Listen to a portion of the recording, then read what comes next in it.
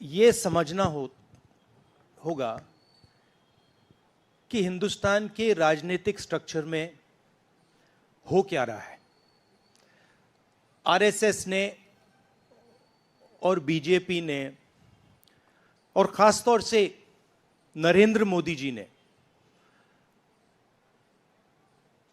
जो स्ट्रैटेजी बनाई है, उसका फाउंडेशन क्या है, उसकी नींव क्या है, सबसे पहले यह समझना है। नरेंद्र मोदी जी ने जैसे अदानी जी की मोनोपोली है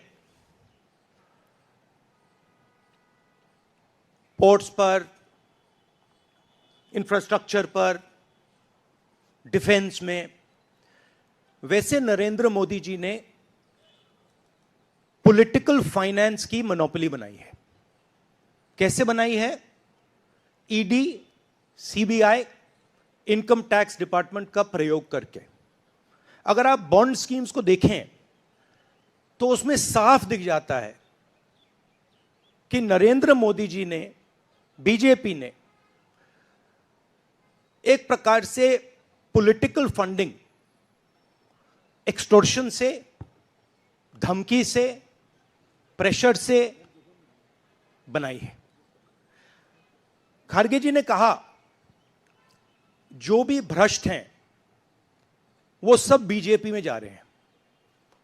उसका कारण है क्योंकि नरेंद्र मोदी जी चाहते हैं कि पॉलिटिकल फाइनेंस की मोनोपोली उनके हाथों में हो। अब हमारे बैंक अकाउंट बंद कर दिए, हमारे पास ओरिजिनल रास्ता जो था वही हमारा रास्ता है। हम जनता के साथ जाकर मिलकर उनके लिए लड़ते हैं। ये जो मैनिफेस्टो बना है, ये मैनिफेस्टो कांग्रेस पार्टी ने नहीं बनाया है। ये मैनिफेस्टो हिंदुस्तान की जनता ने बनाया है। हमने सिर्फ इसको लिखा है, ठीक है? और हमने सिर्फ इसको लिखा है। जो किसानों ने हमें बताया, खारगे जी को बताया, मुझे बताया, बाकी नेताओं को बताया, वो हमने लिखा है। चाहे वो रोजगार की बात हो, चाहे वो कॉन्ट्रैक्ट लेबर की बात हो, हजारों लोगों से बात करके हमने ये हिंदुस्तान की आवाज है, ये लिखी है।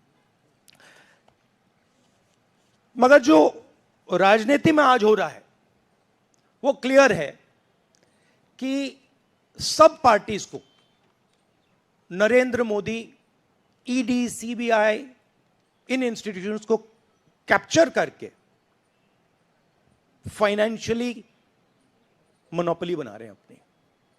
और चुनाव के बाद रियलिटी है कि ये जो फाइनेंशियल मोनोपोली बड़ी इंटरेस्टिंग चीज है, क्योंकि सारा इंफॉर्मेशन, सारा का सारा इंफॉर्मेशन, किससे एक्सटॉर्शन किया है, किसको कॉन्ट्रैक्ट दिया है, कॉन्ट्रैक्ट देने के बाद उसने कितना पैसा दिया है, वो पूरी ब्लूप्रिंट, पूरी की पूरी ब्लूप्रिंट इलेक्टोरल बॉन्ड्स में लिखी हुई है।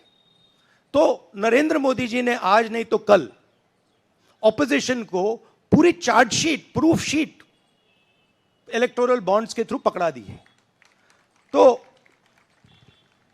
इसीलिए थोड़ा टेरर हो रहा है उनको, इसीलिए नंबर निकला है 400 पार।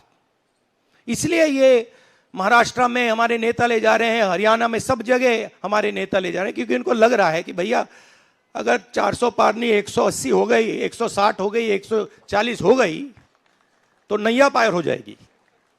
Thank you. आशीष सिंह।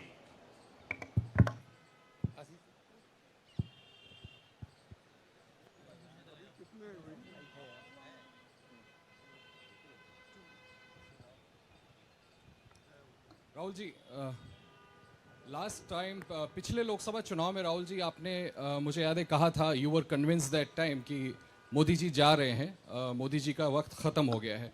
ऐसा हुआ नहीं, होता है राजनीति में।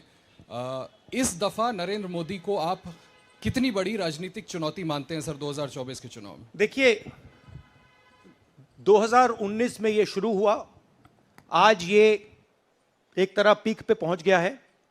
हिंदुस्तान के सारे इंस्टीट्यूशंस उनके हाथ में हैं, पॉलिटिकल फाइनेंस की मोनोपोली उनके हाथ में है, CBI, ED, income tax, EC, ये सारे के सारे बीजेपी के हाथ में है, बीजेपी के कंट्रोल में है। तो जैसे मैंने अपने भाषण में कहा, cricket match is a rigged match. Cricket match is not a fair match.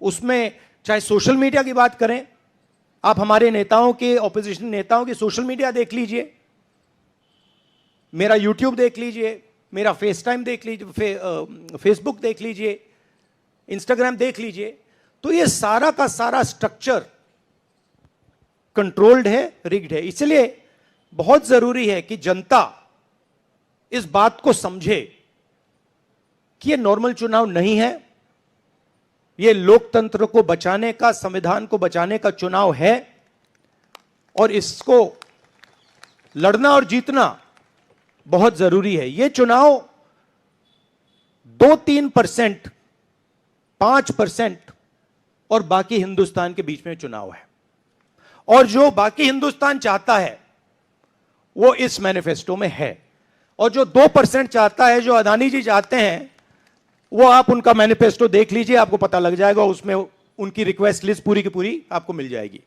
Thank you. Vanakkam, south India.